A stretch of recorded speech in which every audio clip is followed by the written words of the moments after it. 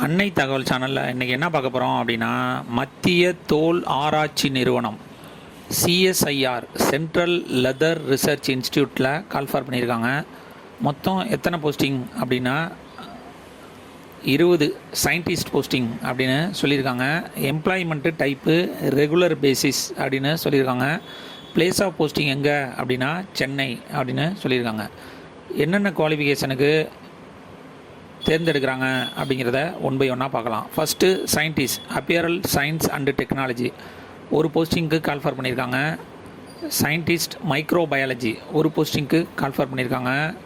Third scientist leather technology அல்லது footwear science முடித்தவங்களுக்கு 3 போஸ்டிங்க்கு கால்ஃபார் பண்ணியிருக்காங்க. ஃபோர்த்து சயின்டிஸ்ட் இன்ஆர்கானிக் கெமிஸ்ட்ரி ஒரு போஸ்டிங் கால்ஃபார் பண்ணியிருக்காங்க. 5வது சயின்டிஸ்ட் ஃபிசிக்கல் கெமிஸ்ட்ரி ஒரு போஸ்டிங் கால்ஃபார் பண்ணியிருக்காங்க. 6வது சயின்டிஸ்ட் ரப்பர் டெக்னாலஜி ஒரு போஸ்டிங்க்கு கால்ஃபார் பண்ணியிருக்காங்க. Next 7th scientist organic chemistry ஒரு போஸ்டிங் கால்ஃபார் பண்ணியிருக்காங்க. 8th சயின்டிஸ்ட் ஆர்கானிக் கெமிஸ்ட்ரி ஒரு போஸ்டிங் கால்ஃபார் பண்ணியிருக்காங்க. 9 அனலிட்டிக்கல் கெமிஸ்ட்ரி ஒரு posting. 10th scientist analytical chemistry 2 posting. 11th scientist disease biology ஒரு போஸ்டிங் கால்ஃபார் பண்ணியிருக்காங்க. 12 scientist chemical engineering pilot plant ஒரு posting call for பண்ணியிருக்காங்க.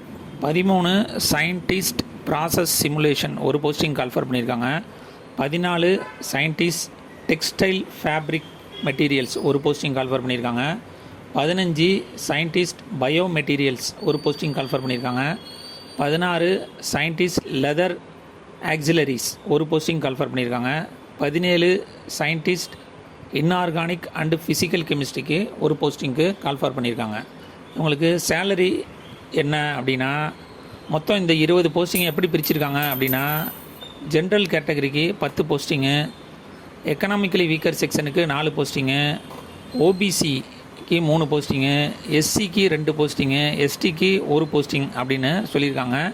இது பே லெவல் 11 அப்படின்னு சொல்லியிருக்காங்க. சேலரி 1,34,907 அப்படின்னு சொல்லியிருக்காங்க. மேக்ஸிமம் 32 வயசு இருக்கிறவங்க இதுக்கு விண்ணப்பிக்கலாம் அப்படின்னு சொல்லியிருக்காங்க. எஜுகேஷ்னல் குவாலிஃபிகேஷன் என்ன அப்படின்னா, பிஹெச்டி முடித்தவங்க இதுக்கு விண்ணப்பிக்கணும் அப்படின்னு சொல்லியிருக்காங்க. அடுத்து ஏஜ் ரிலாக்ஸேஷன் யார் யாருக்கெல்லாம் கொடுத்துருக்காங்க அப்படின்னா, எஸ்சி எஸ்டி கேண்டிடேட்டாக இருந்தாங்க அப்படின்னா அவங்களுக்கு 5 இயர்ஸ் ஏஜ் ரிலாக்ஸேஷன் கொடுத்துருக்காங்க. ஓபிசி கேண்டிடேட்டாக இருந்தாங்க அப்படின்னா அவங்களுக்கு 3 இயர்ஸ் ஏஜ் ரிலாக்ஸேஷன் கொடுத்துருக்காங்க. ஃபிசிக்கலி சேலஞ்சு ஜென்ரல் மற்றும் எக்கனாமிக்கலி வீக்கர் செக்ஷனாக இருந்தாங்க அப்படின்னா அவங்களுக்கு 10 இயர்ஸ் ஏஜ் ரிலாக்ஸேஷன் கொடுத்துருக்காங்க. ஃபிசிக்கலி சேலஞ்சு எஸ்சி எஸ்டி கேண்டிடேட்டாக இருந்தாங்க அப்படின்னா அவங்களுக்கு 15 வருஷம் ஏஜ் ரிலாக்ஸேஷன் கொடுக்குறாங்க. ஃபிசிக்கலி சேலஞ்சு ஓபிசி கேண்டிடேட்டாக இருந்தாங்க அப்படின்னா அவங்களுக்கு 13 வருஷம் ஏஜ் ரிலாக்ஸேஷன் கொடுத்துருக்காங்க. கடைசியாக எக்ஸ் சர்வீஸ்மேன் கேண்டிடேட்டாக இருந்தாங்க அப்படின்னா அவங்களுக்கு ஆஸ் பர் கவர்மெண்ட் பாலிசி பிரகாரம் ஏஜ் ரிலாக்ஸேஷன் கொடுக்குறோம் அப்படின்னு சொல்லியிருக்காங்க. இந்த எக்ஸாமுக்கு செலெக்ஷன் ப்ராசஸ் எப்படி நடக்குது அப்படின்னா, ஃபஸ்ட்டு ஷார்ட் லிஸ்ட்டு எடுக்கிறாங்க. அவங்கள்லேருந்து செலக்ட் ஆகிறவங்களுக்கு இன்டர்வியூ வச்சு செலக்ட் பண்ணுறோம் அப்படின்னு சொல்லியிருக்காங்க. இந்த எக்ஸாமுக்கு ஆன்லைன் மூலியமாக மட்டும்தான் விண்ணப்பிக்க முடியும். ஆன்லைனில் விண்ணப்பிக்கிறப்ப ஆன்லைன் எக்ஸாமினேஷன் ஃபீஸு என்ன அப்படின்னா, பெண்கள், SC ST, ex serviceman, physically challenge கேண்டிடேட்டாக இருந்தாங்க அப்படின்னா ஆன்லைன் எக்ஸாமினேஷன் ஃபீஸு கிடையாது. அதுவே ஓபிசி கேண்டிடேட்டாக இருந்தாங்க அப்படின்னா அவங்களுக்கு ஆன்லைன் எக்ஸாமினேஷன் ஃபீஸு 500 அப்படின்னு சொல்லியிருக்காங்க. இந்த எக்ஸாமுக்கு ஆன்லைன் மூலியமாக மட்டும்தான் விண்ணப்பிக்க முடியும். டிஸ்கிரிப்ஷனில் லிங்க்கு கொடுத்துருக்கேன். விண்ணப்பிக்க கடைசி நாள் 19/1/2025.